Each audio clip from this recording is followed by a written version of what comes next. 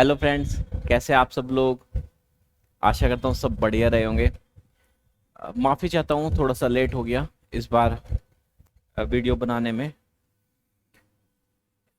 NCERT की series में हम अभी पॉलिटी की सीरीज कर रहे हैं और पॉलिटी की सीरीज में हमारा जो चैप्टर चल रहा है वो पांचवा चलेगा इस बार, फिफ्थ चैप्टर। इसमें फिफ्थ चैप्टर होगा और ये यूनिट थर्ड होगी, यूनिट थर्ड। इससे पहले हमने जो फर्स्ट यूनिट में देखा डाइवर्सिटी, सेकंड यूनिट में हमने देखा गवर्नमेंट, और अब थर्ड यूनिट में हम देखेंगे लोकल गवर्नमेंट। देखिए ये सारे के सारे चैप्टर इंटरकनेक्टेड है। इंटरकनेक्टेड मैं ऐसे कहूँगा क्योंकि डाइवर्सिटी को जब तक हम नहीं समझते तब तक हम गवर्नमेंट के और उसके काम और उसके मुख्य विशेषताओं को नहीं समझ पाएंगे। फिर जब हम गवर्नमेंट को नहीं समझते तो हम लोकल गवर्नमेंट को कैसे समझे। गवर्नमेंट के जब तक हमें मुख्य तत्व पता नहीं होंगे तब तक हम इस बात से बहुत अपरिचित होंगे कि स्थानीय सरकारों में हमें क्या क्या चीज चाहिए। देखिए, सबसे पहले आपने देखा डाइवर्सिटी। डाइवर्सिटी जो डाइवर्सिटी है वो हमारे लिए पॉजिटिव है। कब पॉजिटिव है वो हमारे लिए? जब हम उसमें भेदभाव ना रखते हो, समानता हो, न्याय हो। ऐसी चीजों में डाइवर्सिटी फिर क्या बन जाती है? हमारी पावर बन जाती है, जहां इक्वलिटी हो। और जहां पर इक्वलिटी ना हो, भेदभाव हो, डिस्क्रिमिनेशन हो, वहां पर वो नेगेटिव हो जाएगी, वो हमारे ग्रोथ को रोकेगी। अब उसके बाद आई बात सरकार की। सरकार क्या है? सरकार वो है जो निर्णय लेती है, जो नियम बनाती है, जो उनको लागू करती है। ये आपने सीखा था। की एलिमेंट्स क्या होते हैं सरकार के? सरकार के की एलिमेंट्स होते हैं पार्टिसिपेशन। किसका? लोगों का पार्टिसिपेशन होता है। दूसरा, न्याय और समानता। समानता और न्याय बहुत आवश्यक है। और तीसरा, समस्याओं का हल। आपने ये देखा। उसके बाद अब आप आए स्थानीय सरकार। देखिए, स्थानीय सरकार का जो कंसेप्ट है वो हमारे यहाँ प्राचीन समय से है। प्राचीन समय से लोग ग्रामीण स्तर पर अपने फैसले शुरू से ही लेते आए हैं। और आज़ादी की लड़ाई के बाद जब हमारा देश आज़ाद हुआ तो उसके बाद लोगों ने सरकार ने महसूस किया कि बहुत बड़ा देश है और हमें क्या करना है, जो डेमोक्रेटिक चीजें हैं वो निचले स्तर तक ले जानी है, यानी कि उनको सभी जगह तक फैलाना है। तो वो कैसे हो सकता है? उसमें बहुत सारी रिपोर्ट्स बनी। आगे पढ़ेंगे उसके बारे में। अभी तक हमें थोड़ी सी पृष्ठभूमि में बस बता रहा हूँ जिससे चैप्टर को आप ठीक से समझ लें। रिपोर्ट्स बनी, रिपोर्ट्स में कहा गया कि स्थानीय स्तर पर भी सरकारों का गठन होना चाहिए। जैसे आपने देखा, लेवल होता है सरकारों का। क्या लेवल होता है? एक तो होता है नेशनल गवर्नमेंट। नेशनल गवर्नमेंट यानी कि राष्ट्रीय सरकारें। एक होती है स्टेट, स्टेट गवर्नमेंट। राज्य सरकारें, राज्य सरकारें जो सिर्फ राज्यों के सिर्फ अपने राज्य के डिसीजन ले, नियम बनाए, उनको लागू करे। नेशनल कौन सी होती है? जो राष्ट्र से संबंधित डिसीजन ले और उसके उसके नियम बनाए और लागू करे। एक तीसरी तरह की सरकार का और गठन किया गया और इसको कहते हैं लोकल गवर्नमेंट। लोकल गवर्नमेंट, ये जो लोकल गवर्नमेंट है इसी को हम आगे चलकर देखेंगे कि ये कहां पर है। ये ग्रामीण स्तर पर है। ये कहां पर है? ये जिले के स्तर पर है। ये कहां पर है? ये ब्लॉक के स्तर पर है। और ये नगर पालिका के स्तर पर है, शहरों में। तो हम अब एक बात बताइए, स्टेट में गवर्नमेंट बन गई, नेशनल नेशनल लेवल पर गवर्नमेंट बन गई, लेकिन हमारे जो आवश्यकताएं हैं उनको तो एक गांव की आवश्यकता को एक सेंटर में बैठा या स्टेट में बैठा आदमी कैसे डिनोट कर पाएगा, कैसे उसको आइडेंटिफाई कर पाएगा? लोगों की जब तक हर गांव की अपनी अलग अलग जरूरत है, तो कैसे होगी वो सब चीजें? जब तक लोगों की भागीदारी नहीं होगी, पार्टिसिपेशन नहीं होगी, तब तक संभव ही नहीं है क्या गवर्नमेंट सफल हो जाए। तो इस कंडीशन को देखते हुए इन्होंने इसको लोकल स्थानीय सरकार को प्रमोट किया और इसको संविधान में जगह दी। संविधान में निर्देश दिए गए और इसका उद्देश्य क्या था कि लोगों का एक तो भागीदारी बढ़े और दूसरा अपनी बात रखने की उनमें जागरूकता है, अपनी बात को वो ठीक से रख पाए। ऐसे अब हुआ ये कि लोकल गवर्नमेंट बन गई, किस स्तर पर बनी अब हम देखते हैं। अब स्थानीय सरकारें जो हैं, ये आपका यहाँ से चैप्टर शुरू हो जाता है 5 वाला। और स्थानीय सरकार, स्थानीय सरकार, आप स्थानीय सरकार को जब देखेंगे यानी कि ये भी गवर्नमेंट है, और गवर्नमेंट कैसे बनती है, लोगों के द्वारा चुनकर बनती है, वोट देकर। इनके भी इलेक्शंस होते हैं, इलेक्शंस होंगे तभी तो भागीदारी होगी। अब ये जो है इसमें हम दो तरीके से देखते हैं। एक तो है आपका पंचायती राज, पंचायती पंचायती राज, और है एक आपका नगर नगर नगर पालिका, नगर पालिका। इसमें आप देखेंगे, इसमें होता है आपका, एक तो होता है ग्राम पंचायत, ग्राम पंचायत। दूसरा होगा इसमें इसमें होता है पंचायत समिति, पंचायत समिति, या इसको तालुका भी बोल देते हैं, पंचायत समिति या तालुका। और एक होगा आपका जो बनेगा वो है जिला पंचायत, जिला पंचायत या जिला परिषद, जिला पंचायत या जिला परिषद। तो हम इसमें तीन, पंचायती राज में 3 लेयर देखते हैं। कौन कौन सी लेयर देखते हैं, ग्राम पंचायत, पंचायत समिति सेकंड लेवल, और जिला पंचायत जिले स्तर पर।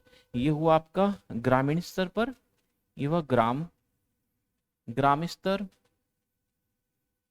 ये है गांव का समूह, खंड स्तर पर कह सकते हो आप इसको, खंड स्तर पर। और ये है आपका जिला स्तर पर, नाम से भी पता चल रहा है जिला स्तर पर। तो ये पंचायती राज में आप देखने को मिलेंगे। इसमें नगर पालिका में एक तो होती है नगर परिषद, और एक होती है नगर पालिका जो शहरों में बनती है, बड़े शहरों में, और छोटे कस्बों में नगर परिषद के चुनाव होते हैं। तो हम सबसे पहले हम देखते हैं पंचायती राज। तो हमारा जो चैप्टर होगा उसका उद्देश्य यही है। अब इसमें कुछ टर्म्स हैं, मैं आपको पहले ही बता रहा हूँ, वो टर्म्स एक बार देख लीजिए, जिससे ये टर्म्स आएंगे आपके सामने। एक तो आएगा शब्द ग्राम सभा, ग्राम सभा, ग्राम सभा आएगा। एक आएगा ग्राम पंचायत, एक आएगा ग्राम पंचायत। और इस ग्राम पंचायत में भी दो होते हैं। एक तो होता है सरपंच, सरपंच, और एक होता है वार्ड पंच, वार्ड पंच। और इनका जो हेड होता है, अध्यक्ष होता है, वो सरपंच होता है, इसका ग्राम पंचायत का, ये अध्यक्ष होगा। और ये पंच क्या है, ये सदस्य होते हैं इसके ग्राम पंचायत के, ये सदस्य। अब ये सदस्य हुए, ये अध्यक्ष है। एक शब्द आएगा आपका फिर सचिव, सचिव।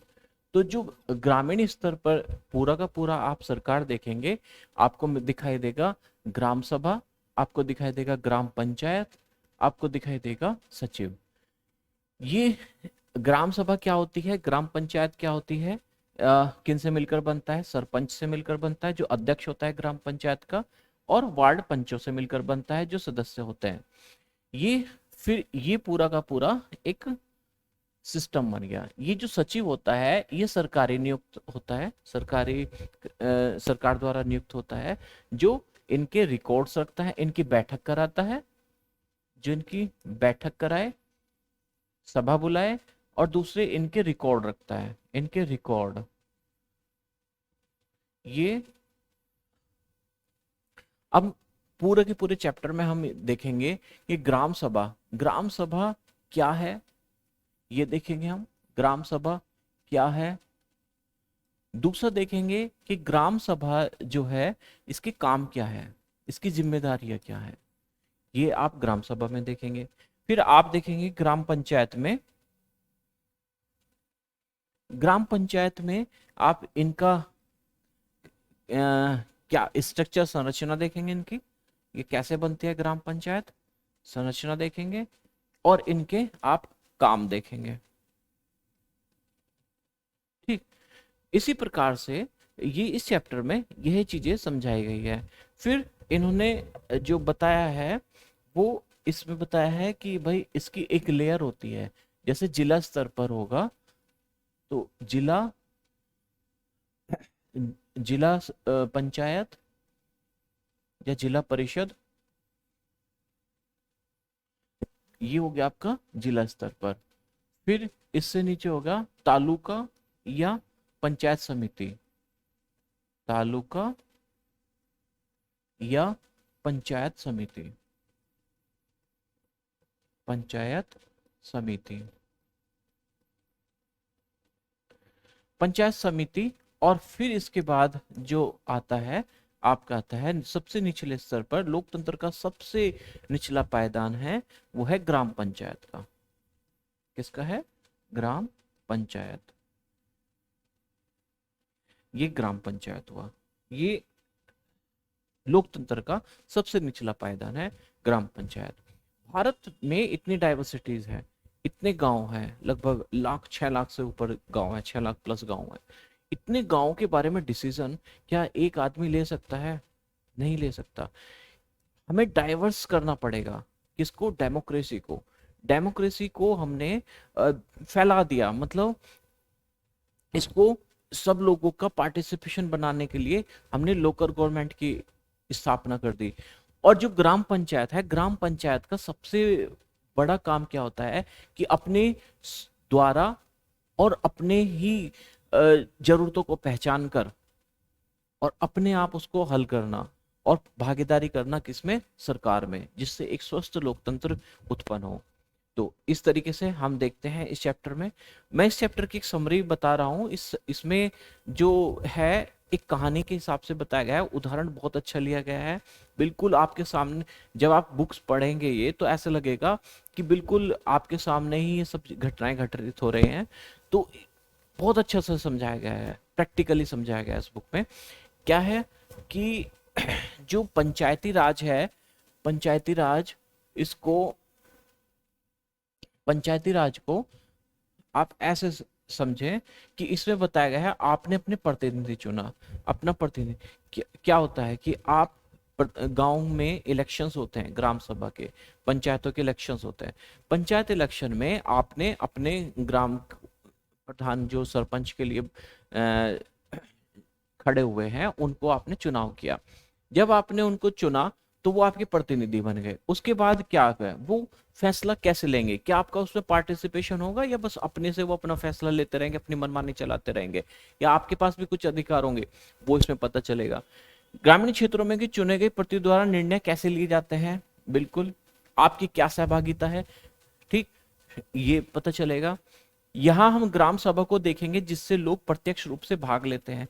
अब देखिए यहां प्रत्यक्ष रूप से भाग लेते हैं, लेकिन राष्ट्रीय स्तर पर, राज्य स्तर पर आप क्या करते हैं? प्रतिनिधि चुनते हैं, और यहां पर आप प्रत्यक्ष रूप से भाग लेते हैं। ये डायरेक्ट डेमोक्रेसी है। तो और अपने प्रतिनिधियों से जवाब भी मांगते हैं। जो आपके सरपंच चुने गए हैं या जिला पंचायत अध्यक्ष चुने गए हैं, आप उनसे जवाब भी मांगते हैं। तो आगे बढ़ते हैं, इसको आगे बढ़ाते हुए देखते हैं। इसमें क्या है, एक वही कहानी दी गई है कि नए नए चुनाव हुए हैं, पहली ग्राम सभा की बैठक है। तो इसमें ग्राम सभा में क्या होता है इसके बारे में इन्होंने बताया कि ग्राम सभा में क्या है। ग्राम सभा, सुनो भाई, ग्राम सभा क्या है? सबसे पहले ये समझ लो ग्राम सभा क्या है। ग्राम सभा है आपके जो चुने हुए ग्राम सभा को अगर मैं एक ही सेंटेंस में बताऊं तो गांव में निवास करने वाले सभी वोटर, सभी मतदाता, निवासी मतदाता, मैं इसे ऐसे बोल देता हूं, निवासी मतदाता, यानी कि आप स्थायी रूप से वहां पर रह रहे हैं और आपका वोटर लिस्ट में नाम है, तो आप ग्राम सभा के सदस्य हुए। मतदाता ग्राम सभा के सदस्य, इसके सदस्य होंगे, इसके क्या होंगे, सदस्य। तो ग्राम सभा के सदस्य कौन होते हैं, गांव में रहने वाले सभी वोटर, सभी मतदाता जिनका भी नाम मतदाता सूची में है और स्थायी रूप से वहीं पर रहते हैं, वो सब ग्राम सभा के सदस्य होंगे। और एक बात याद रखना कि गांव गांव एक ही गांव में भी ऐसा हो सकता है और कई गांव मिलकर भी एक ग्राम सभा बन सकती है। जैसे सपोज करो अगर गांव में छितरे बसे हुए गांव है, जैसे मान लिया सपोज करो 4 घर यहाँ पर है ना, 10 घर यहाँ पर है और इस तरीके से 5 घर यहाँ पर है, तो इन्होंने मिलकर एक ग्राम पंचायत बना ली। अगर अलग अलग बनाएंगे तो बहुत छोटे छोटे पंचायतें बनेंगी और इसका प्रशासनिक भार भी बनेगा, चुनाव का भार भी बनेगा। लेकिन रीजनेबल है कि उनकी अगर संयुक्त संख्या को मिला लें तो वो एक ठीक ठाक ग्राम पंचायत बन जाती है। तो इसको ऐसे भी हो जाता है, एक गांव से ज्यादा गांव भी मिलकर अपना ग्राम पंचायत बनती है। फिर दूसरा इन्होंने कहा है, क्या है इसमें, इसमें बोला है कि अब इसमें काम क्या किया। अब देखिए ये क्या करते हैं, एक शब्द है इसमें, एक शब्द है इसमें पंचायत, वार्ड, पंच, पंच वार्ड। ये जो पंच वार्ड हैं ये चुने जाते हैं वार्ड वाइज और ये सदस्य होते हैं, किसके सदस्य होते हैं, ये सदस्य हैं पंचायत समिति के, सॉरी ग्राम पंचायत के, ग्राम पंचायत के, ये ग्राम पंचायत के सदस्य होते हैं। और ग्राम पंचायत के सदस्य होते हैं और ये क्या करते हैं, सरपंच इनके साथ मिलकर डिसीजन लेता है ग्राम सभा में जो भी चर्चा होती है उस पर। अब देखिए यहाँ क्या है कि इन्होंने ग्राम सभा की बैठक हुई, ग्राम सभा की बैठक में डिसीजन ले जाते हैं किस पर, एक तो सबसे पहले ग्राम पंचायत को क्या करना होगा, ग्राम पंचायत को खर्च का ब्यौरा देना होगा कि भाई कितना खर्च हुआ और कितना पैसा बचा है। यानी कि एक तरह से आप कह सकते हो अगर कोई उन्होंने निर्माण कार्य कराया और ग्राम सभा के सदस्यों को वो बताना पड़ेगा कि वो निर्माण का पैसा कितना लगा और कितना बचा है, यानी कि पूरा ब्यौरा। उसके बाद अपनी समस्याओं को भी हल करते हैं वो लोग। समस्याएं कैसे हल होती है उनकी, देखिए अब इन्होंने समस्याएं हल करी, खर्च का ब्यौरा दिया। दूसरा इनके यहाँ पर एक दिक्कत थी कि पानी की जो थी शॉर्टेज थी। अब पानी की शॉर्टेज थी, इन्होंने कहा भाई पानी को कैसे अपनी शॉर्टेज को पूरा करें। तो ग्राम सभा सदस्य की पंचायत हुई, उसमें सरपंच है, पंच है और ग्राम सभा के सदस्य हैं, यानी कि पूरे गांव जिनका मतदाता सूची में नाम है।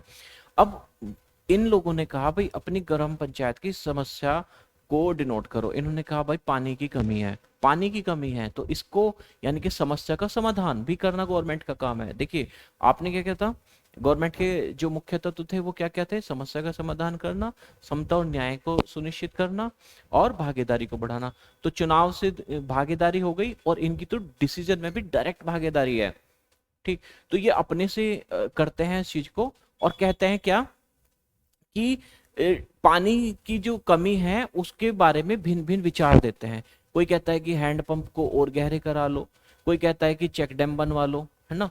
तो अपने डिसीजन ये सब डिस्कशन करते हैं और डिस्कशन के बाद एक कंक्लूजन निकालते हैं और उस पर सरपंच कहता है ठीक है इस पर विचार करना होगा और दूसरे स्तर पर भी हमें इसका और ज्ञान प्राप्त करना होगा। तो इसमें हो गई ये समस्या का हल हो गया। अब समस्या का हल होने के बाद ये लोग कहते हैं कि भाई एक समस्या और है, क्या है कि जो बीपीएल कार्ड है उनकी सूची में गड़बड़ है। जिसके पास जो योग्य है उनको भी बीपीएल कार्ड मिला नहीं है और जो अयोग्य है जो बीपीएल कार्ड के लिए योग्यता नहीं रखते उनको बीपीएल कार्ड मिला हुआ है। तो जिसको बीपीएल कार्ड नहीं मिला है, जिसका सूची में नाम नहीं है और वो योग्य है, तो उसकी जांच करके अगर वो योग्य है तो उसका सूची में नाम है। तो इन्होंने 3 डिसीजन लिए। क्या डिसीजन लिए? एक तो खर्च का ब्यौरा हुआ, दूसरा इन्होंने पानी की समस्या था उस पर डिस्कशन किया, और तीसरा इन्होंने जो बीपीएल कार्ड में गड़बड़ थी उसको ठीक करने के बारे में डिस्कस किया। ये पूरे इसमें आप देखेंगे। उसके बाद आपको पता चलेगा कि ग्राम पंचायत क्या है, ग्राम पंचायत में ग्राम सभा का क्या रोल है। देखिए, ग्राम सभा का इसमें बड़ा बहुत महत्वपूर्ण रोल है। लोकतंत्र में अगर डायरेक्ट लोकतंत्र आप देखेंगे तो स्थानीय सरकारों में आपको देखने को मिलेगा, वो भी ग्रामीण स्तर पर।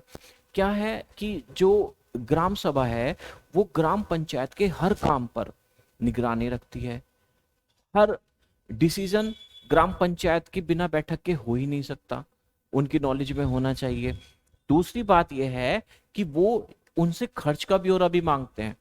पैसे का, एक भी पैसे का इधर उधर अगर गड़बड़ होती है तो वो सारी बातें वहीं पर आ जाएगी।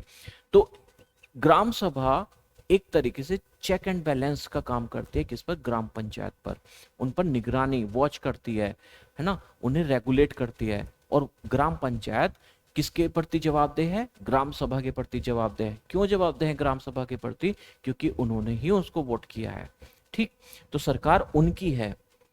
तो इसमें दिया है, एक बार इसको पढ़ लें। ग्राम पंचायत पूरे गांव के हित में निष्पक्ष रूप से काम कर सके, इसमें ग्राम सभा की महत्वपूर्ण भूमिका होती है।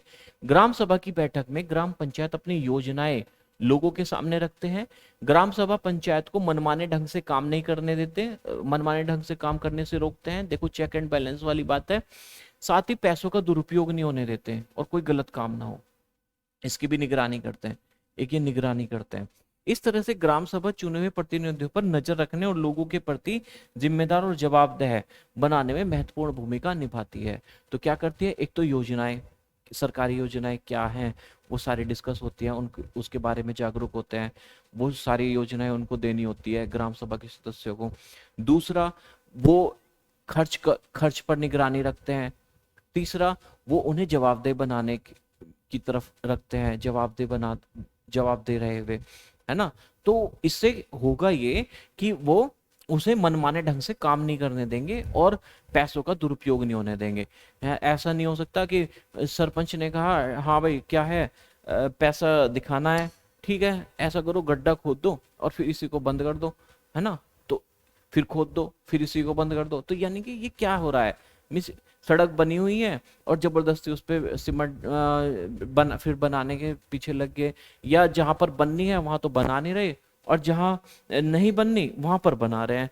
तो ऐसी कंडीशन में हमें ना इन्हें मनमाने ढंग से काम करने से रोकने के लिए ग्राम सभा की बहुत महत्वपूर्ण भूमिका है। तो ये तो होगी ग्राम सभा की भूमिका।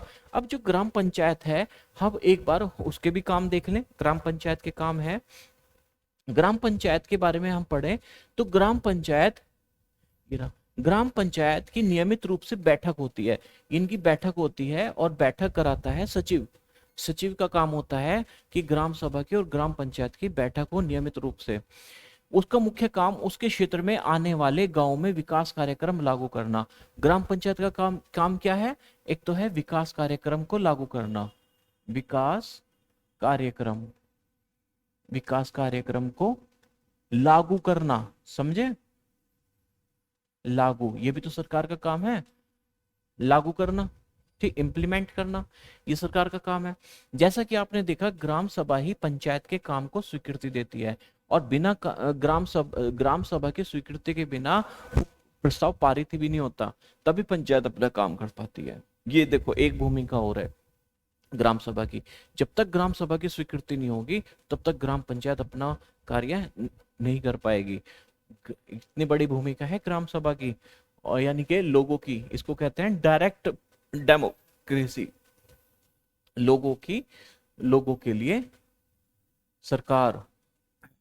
अब ग्राम पंचायत के कुछ काम हैं, उन कामों को देख ले। क्या है ग्राम पंचायत के काम? सड़कों, नालियों, स्कूलों, भवनों, पानी के स्रोतों और अन्य सार्वजनिक उपयोग के भवनों का निर्माण और रखरखाव। भाई देखिए, ये क्वेश्चन प्री के लिए मैं तो कहता हूँ प्री में अगर आ भी जाए स्टेटमेंट के रूप में तो आश्चर्य नहीं होगा। स्टेट पीसीएस में आ जाए या यूपीएससी में आ जाए तो इसे आश्चर्य नहीं करना। ये एक एक काम देखो, सड़कों, नालियों, स्कूलों, भवनों, पानी के स्रोतों और अन्य सार्वजनिक उपयोग के भवनों का निर्माण एवं रखरखाव, एक काम तो ये होगा। दूसरा काम हुआ स्थानीय कर लगाना और इकट्ठा करना। तीसरा काम हुआ गांव के लोगों को रोजगार देने के संबंधी सरकारी योजनाएं लागू करना। अब सरकारी योजनाएं जैसे मनरेगा, मनरेगा को कौन लागू करता है? ग्राम पंचायत। ग्राम पंचायत ही मनरेगा को गांव में लागू करता है और जिसको रोजगार चाहिए, जरूरतमंद को, उसको रोजगार की गारंटी जो सरकार ने दी है उसको लागू करने का काम किसका है? ग्राम पंचायत का। ग्राम पंचायत के कुछ आमदनी के स्रोत देख लीजिए। ये पैसा देखो, बिना पैसे के तो सरकार चलती नहीं, उसका आर्थिक स्रोत भी होना चाहिए। तो इनके स्रोत है घरों एवं बाजारों पर लगाए जाने वाले कर। ठीक, घरों और बाजारों पर लगाए जाने वाले कर, ये होते हैं लोकल टैक्स। कुछ लोकल टैक्स होते हैं, यानी कि स्थानीय कर, लोकल टैक्स, लोकल टैक्सेस। विभिन्न सरकारी विभागों द्वारा चलाई गई योजनाओं की राशि, जो विभिन्न सरकारी विभागों द्वारा योजनाएं चलाई गई हैं ग्रामीण वेलफेयर में, रूरल वेलफेयर में, वो राशि वो किसके द्वारा खर्च होती है? वो पंचायत के द्वारा ही खर्च होती है। और जनपद यानी कि ब्लॉक वाले, ब्लॉक खंड स्तर पर जो पंचायत है वो, और जिला स्तर पर जो पंचायत है वो, उनके द्वारा भी दी जाती है उनके विकास के लिए राशि। समुदाय के काम में के लिए मिलने वाले दान, देखो कुछ दान मिलते हैं वो भी पंचायत के माध्यम से ही खर्च होते हैं। इसके बाद आप देखेंगे कि ये पूरा का पूरा आपने देखा स्ट्रक्चर गांव का। एक बार फिर अब फिर एक बार शुरू में पहुंचिए जहां पर हम बात कर रहे थे। यहाँ हम जैसे बात करते हैं क्या शुरू में, देखिए ये क्या है? स्थानीय सरकार है। स्थानीय सरकार किसको कहते हैं? जिसमें पंचायती राज हो और नगर पालिका हो, यानी कि कस्बे और शहर में भी सरकार बनते हैं, तो इसको अलग से पढ़ते हैं। फिर है पंचायती राज में क्या क्या है? एक तो है ग्राम पंचायत जो ग्रामीण स्तर पर होती है, एक है पंचायत समिति या तालुका जो खंड स्तर पर होती है। खंड का मतलब ग्रामों का, कई गांवों का समूह। और जिला पंचायत यानी कि जिले स्तर पर जो होती है, जिले स्तर पर। उसके बाद हमने देखा कि इसके बाद हम देखते हैं कि जो ग्राम सभा है और ग्राम पंचायत है, और उसमें ग्राम पंचायत किससे किससे मिलकर बनती है? सरपंच से और पंच से। और इस पर कौन चेक एंड बैलेंस रखता है? ग्राम सभा। तो ग्राम सभा क्या है? आपको पता चल गया ग्राम सभा क्या है? क्या है ग्राम सभा?